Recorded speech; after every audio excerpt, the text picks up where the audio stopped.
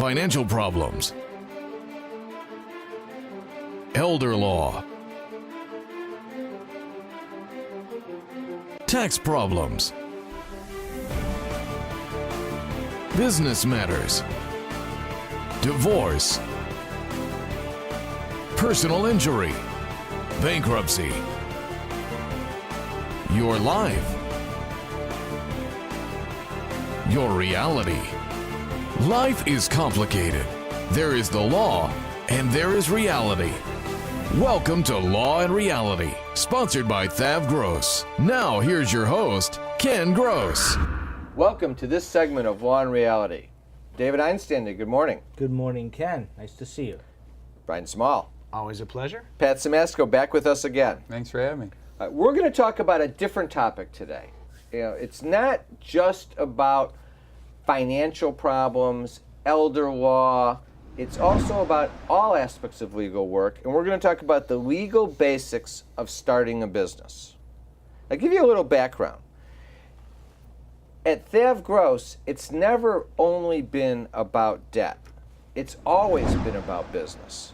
When we deal with financial problems or when we deal with elder law issues, we analyze the situation as business lawyers and identify the optimal strategy to resolve a problem. That's what business law is about. And as a result of that, we came up with the tools of financial crisis management and various strategies that we use to deal with those issues. Like, I know Pat and I are working on a project right now where a relatively wealthy client is tremendously underwater on a home. So they can't short sell that home easily because they've got too much cash. But because they're elderly, we're going to do Medicaid planning for them, put all of their assets into an irrevocable trust, and then short sell the home because then they don't have any assets for the bank to go after. It's always about coming up with a business analysis to solve the problem using the available tools. But a lot of people wonder about what do I need to know when I'm forming a business? And that's what I want to talk about now. Oh, well, how about an easy question? Why should I form a business? Can't I just go out and just do what I want to do? You mean, why should you form an entity, like a corporation or a limited liability I see company? lots of people operating as a DBA, doing business as. They're just Bob Smith, owning a company all by himself. DBA stands for Dumb Buddy Associates. Ah. Do you want to know why? Why? Because when you're a DBA, you're a sole proprietor. And in that situation, you are personally liable for all the debts of the business, no matter what happens. Whereas if you incorporate and you're either a corporation or you're a limited liability company, the owners of the company do not have personal liability for the debts and obligations of the entity unless they personally assume that debt. So let me give you an example of one that I see. Right? Yes.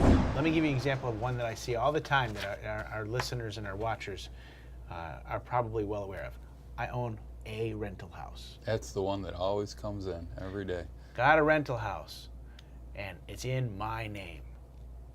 I'm in trouble, aren't I? Well, you're exposed beyond, if you have homeowners insurance on the house, casualty insurance on the house, which you absolutely need to have, you're exposed to the extent of liability in excess of the coverage on the home or on things that happen for which the insurance company says you don't have coverage.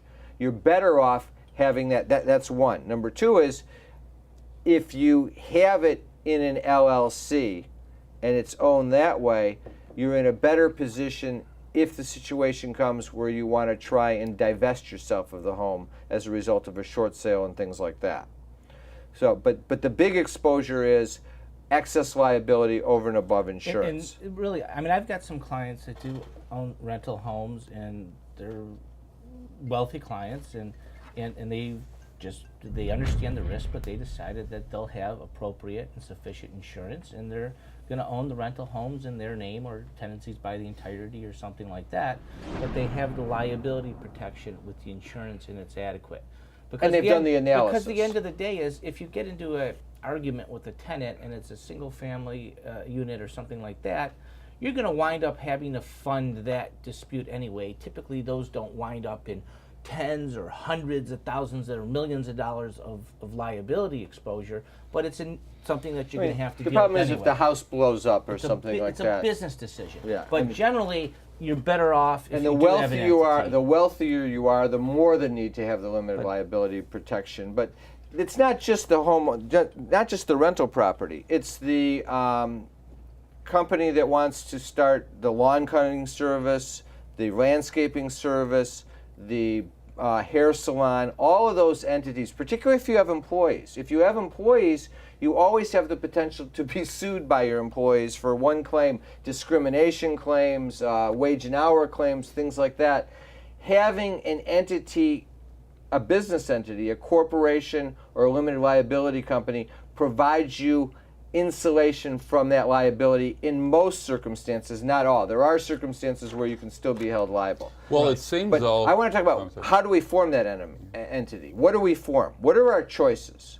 Corporation. Generally, you'll have a choice between a corporation or a limited liability company.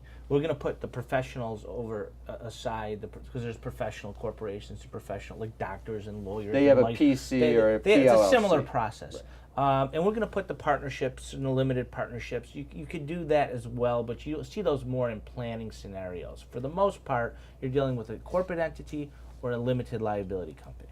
All right, in 1 minute or less, what's the difference? Because a lot of times, the first question people are going to ask when they go to their accountant is, should I form a corporation or should I form a limited liability company? What's the basic difference between the two? Well, some of them are real similar depending on whether or not you have certain elections with a corporation. Corporation's been around for hundreds of years. It's been developed. Limited liability companies are newer, but in essence, they're getting a little bit closer. In an LLC, you have a little bit more flexibility to create your deal and to hone it and not necessarily have to deal with exactly the percentages of ownership. You can be creative.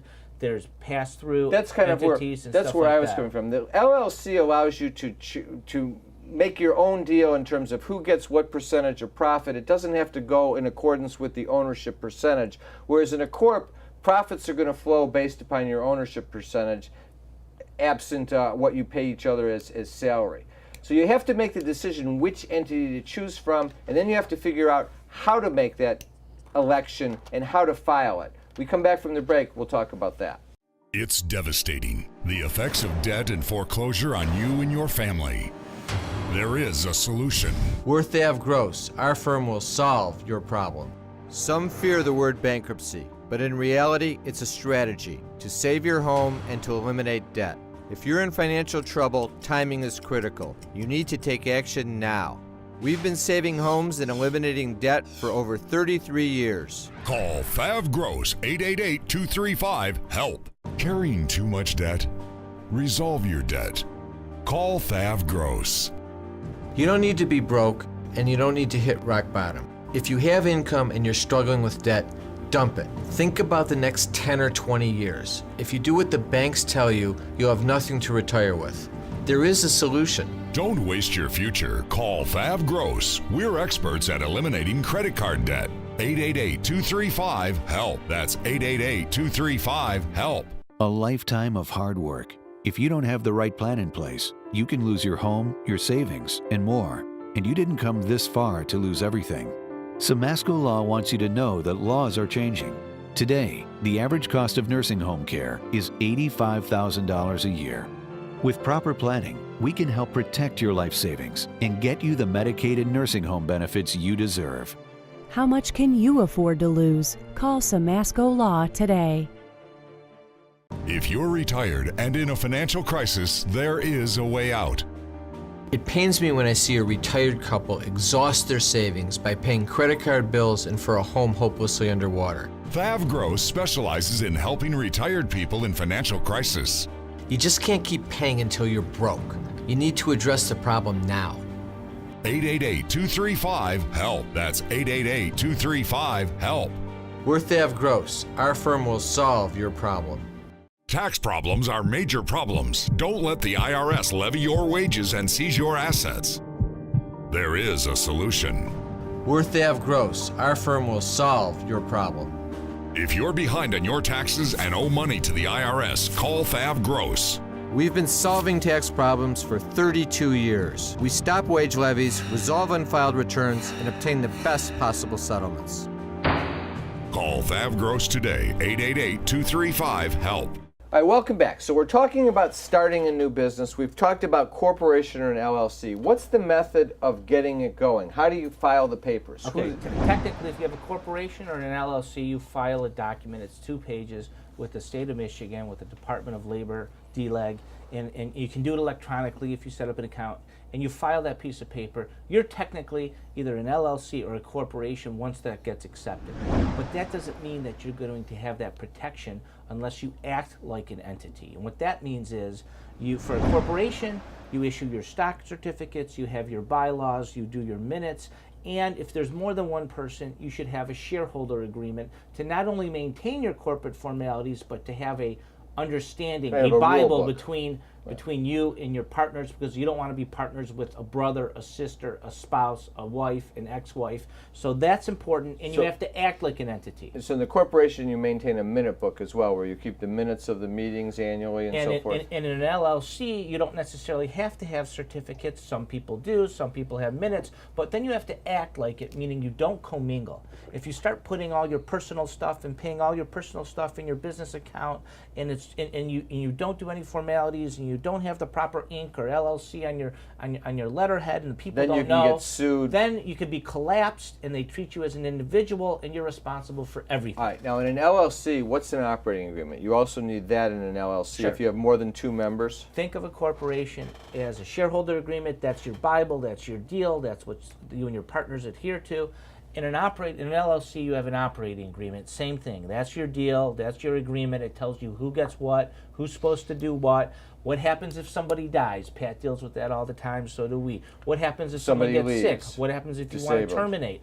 That's your roadmap. In those agreements, do you often include restrictive covenants so that somebody, let's say a partner leaves or a member leaves, he can't go and compete against the company? There's all kinds of reasons to protect the company for non-solicitation, non-competes, and you tailor it to your needs. These are important issues. Now, I want to shift now to tax issues. One last thing. The reason why they're so important is because if you don't do it, guess who wrote it for you? Guess who wrote your shareholder agreement and your operating agreement? Who? The state of Michigan. So you just follow the corporate law. And then that law is basically majority rules everything. You may not liked it. Here's the biggest issue. If you're the sole member or the sole owner of the corporation, you don't need a shareholder agreement because it's just you. If you have two owners 50-50, it's good to have one to deal with the death issue and things like that and disability, but at least both sides have veto power. No one can trump the other one. As soon as you have 3 or more shareholders or owners, all bets are off. Because at that point, 2 outvote the 3rd and they can kick the guy out or kick the woman out. And that can be a big problem. I have a rule that I always say to clients. Here's the reality of life, because this is law and reality. When you form a company and you have a business relationship, if things go great, which is what you hope, at some point in time, someone's going to grab all the chips. There's going to be a grab for the chips. The other time is if you form the company and things go sour and they're bad, as they're falling apart, someone's going to grab the chips. That shareholder agreement or operating agreement is the only way of protecting yourself from the fight that will occur. I always call it the nastiest divorce you'll ever have. Business divorces can be extremely nasty. Oh, boy. No question about it. Now let's shift gears. So a lot of planning goes into these issues, and remember, 3 or more, you absolutely need to take protections. Now, tax issues. We talk about a pass-through entity, and we talk about a hard corp or a C corp.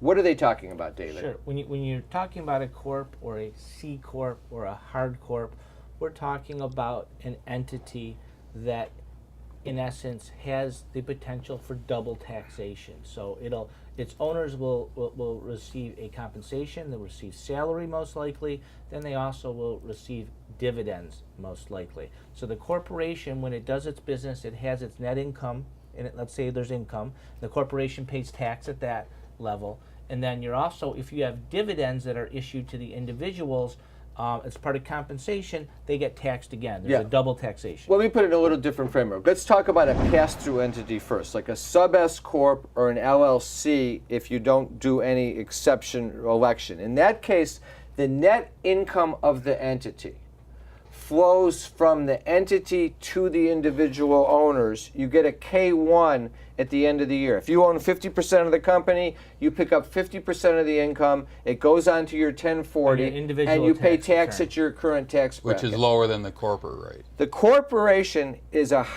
C corp. Actually pays a lower rate on the first $75,000 of income. On the first $50,000, it's only 15%. From 50 to 75, I think it's 25%.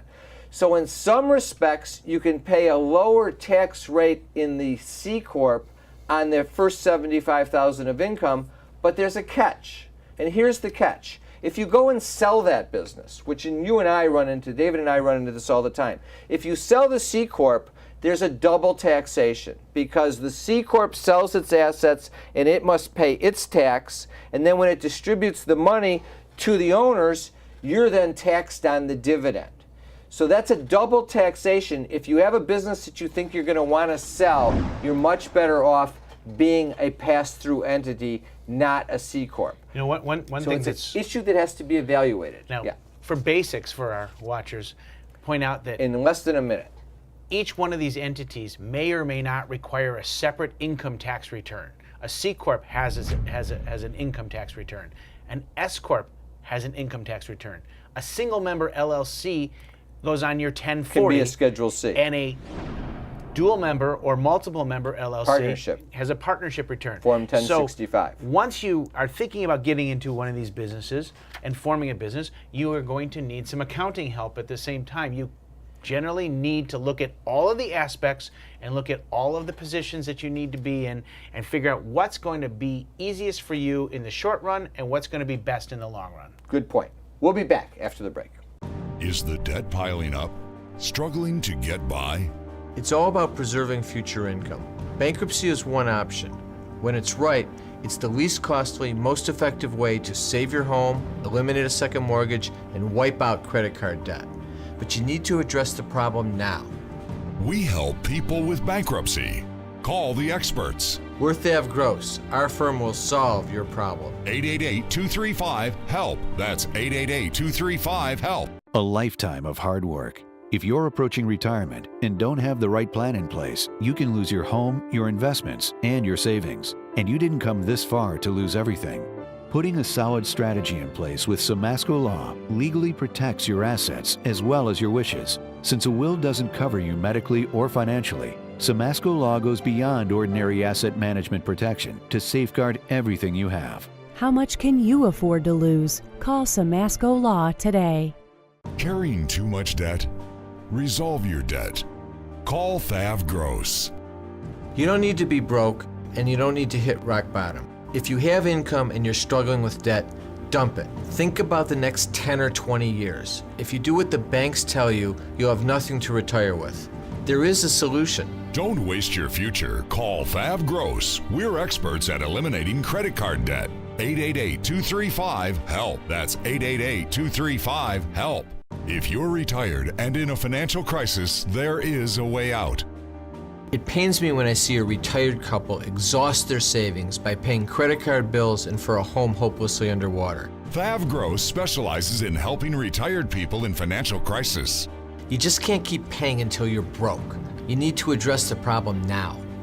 888-235-HELP. That's 888-235-HELP. Worth Ave Gross. Our firm will solve your problem.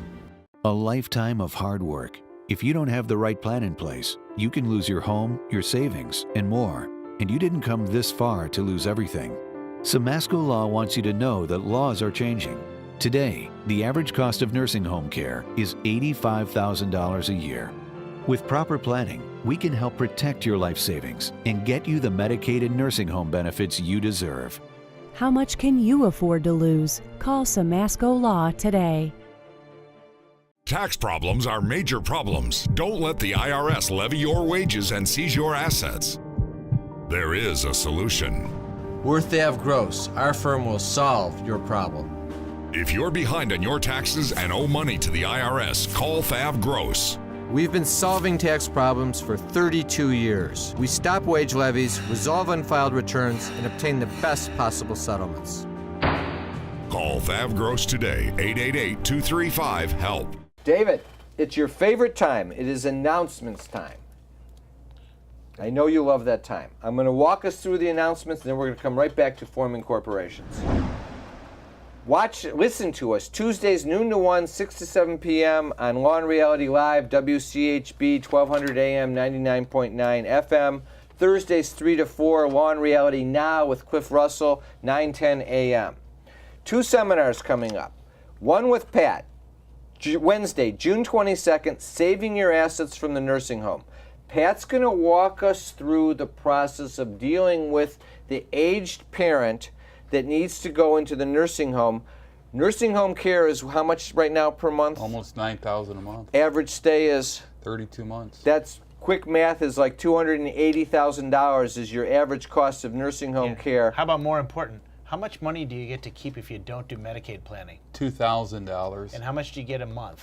$60 a month. All right, so you've got $2,000 versus $280,000. You have 272,000 reasons why you need to do Medicaid planning if a parent's looking at going into a nursing home. Seminar is free, Wednesday, June 22nd. Pat's going to deal with the elder law issues. I'm going to talk about basic estate planning if you're in your 40s to 60s. Brian's going to talk about debt issues relating to retired people and elderly people. There's no time like debt elimination time is our next debt elimination seminar. Is that title in quotes on your paper? Yes, it is. There's no time debt elimination time. Have you ever heard him do Luck Be a Lady? We're not going to do Luck Be a Lady today. When is that seminar, Ken? Wednesday, July 13th, 6:30 to 8 o'clock p.m. Attendees get a free copy of my book. To sign up for both seminars, go to lawandreality.com, thavgross.com, or you can always call 888-235-HELP. And on the screen, you'll see the numbers. I think Ken's been to too many dinner shows on the cruises. I think we should do an audio book. I've always wanted, on the cruise ship, I've always wanted to do the karaoke, but they're so serious about karaoke on cruise ships. You've got to be like a real performer. Otherwise you'd need 20 of your friends to hoot you on, and I haven't been on a cruise with the big group in a long time. He's bragging he's got 20 friends. They won't go with me on the cruise because they're afraid I'm going to go sing Luck Be a Lady. I would probably do my way anyway. Back to corporations. By the way, go to the websites also for our free reports. Pat Simasco's Guide to Social Security and IRA. More importantly, there's a report on business formations covering the topics we're talking about right now today, along with 14 programs in the metropolitan Detroit area to fund businesses outside of bank funding. You've got the email addresses, you've got the program outlines, you've got the contact people to call to pursue those funding sources. It's a great report, and there's also a report how to use Reg X, the hidden secrets to avoid foreclosure. Back to the business entities. I think one thing to summarize is this, because you made a real good point, Brian, before we went to the break on the analysis that needs to be done. You need to involve your accountant in these decisions, not just your lawyer. And here's the point. It is complicated. You have a multitude of services out there that, Zoomcot.com and all these others that will prepare the forms for you and make it sound like it's a simple process. Now I'm going to tell you 2 cautions on that. They're not giving you advice, and they don't know how to guide you through making the decisions. Am I a C Corp? Am I an S Corp? How am I going to deal with the taxation issues? What steps do I need to make sure I protect myself and avoid getting into problems? And number 2 is they're not that inexpensive. I've gone through the website to see how much it costs, and by the end of the day, you're spending about the same amount you'd be spending on a lawyer to sit and meet and have the analysis done the right way. It's not an expensive process. You should make sure if you're going into business, don't go into business if you can't afford to get the good advice to do it the right way. If you're not willing to spend the money to do that, you're probably not well enough capitalized to go into the business. Well, there's one thing, though, I think that really advice you need to look at is the advice maybe not to go into business. And don't pull all your retirement money to buy this new business that may have an 80% failure rate. And for any of the parents out there, strong advice, don't be pulling your retirement money out to give to your kids to start their business. Let me give you a you will perfect not example get of that back. Absolutely. You will Pat, not I had a client get 2 it months back. ago, came in with him and his wife. They wanted to buy a 5,000 square foot commercial office building on like 5 Mile or something in the southeastern Detroit area. And the bottom line is an old building. The tenant had been in there for 25 years. So who knows So how it long didn't the make tenant's sense. who know how long the tenant's going to be in there. And the bottom line was they were all ready. He did all his projections. He came in. He was going to tap his retirement account for $200,000 and put everything into this. And I said to him, "Did you get the roof checked out?" I said, "That's going to be a $100,000 roof. Right. And if that roof is bad, even if you got to patch it in the Right. next couple of years." He said, "I never looked at the roof." He What went was- out. what was the he had the outcome? roof looked at. Didn't do the deal. Good point. Yeah, another one. It's so often you have the son and daughter want to start a restaurant and they want to tap mom and dad's retirement account. Restaurants have a incredibly high failure rate. Most fail difficult within business. 6 months. Not only are they have a difficult failure rate, but they end up with payroll tax problems because when they have all these employees and they're not paying the payroll tax deposits, payroll taxes, you have personal liability. A corporation or an LLC does not shield you from that. There are so many issues you need to protect. Now, there's two things that I really wanted to talk to in depth on this show, and we didn't run it. I don't see that we have enough time. One is leases, because usually when you're forming a new business, unless you're operating it out of your home, you're leasing a commercial property, and there's big issues to deal with There's on really leases. three big. Let me hit them real quickly. Hit 'em fast. Okay, number one with the lease, you got to deal with. Are they asking for a personal guarantee? Are they asking for your wife or spouse's personal guarantee? And you try to limit that exposure. And there's all types of things you could do. You could limit it in time. You could say no, etc. The second thing, when you're dealing with the lease, you need to make sure that you look at who's obligated for what. And repairs and maintenance. Between and landlord and tenant. Yeah, and repairs and maintenance are absolutely 99.9% of the time when it becomes an issue. If I've got a 5-year lease and there's all of a sudden a $25,000 HVAC And unit, you're in the fourth and I'm year in the in your fourth lease. year, and the landlord says you owe me $25,000, then they come to me and you're like, What do I do now? What's the I third can't one? remember. What was the third one? The third one is you want to make sure you negotiate options to renew Yeah. so that if the business is successful, you can stay where you're at. A lot of times that's overlooked, and then if the landlord sees you're doing great and you're up for renewal, he's going to gouge you. And an option that says we'll agree on a price later is not an option. Because you don't know what you're going to get. Great points. We're going to cover leases again in greater detail, and then we're going to talk about restrictive covenants, covenants not to complete, and employment agreements in the context also of shareholder agreements on a later show. There's a ton of issues you need to know when you're forming a business. You need to walk through them carefully. You need to listen and make reasoned judgments along the way. Thanks for watching. Have a great week. We'll be back next week with Law and Reality.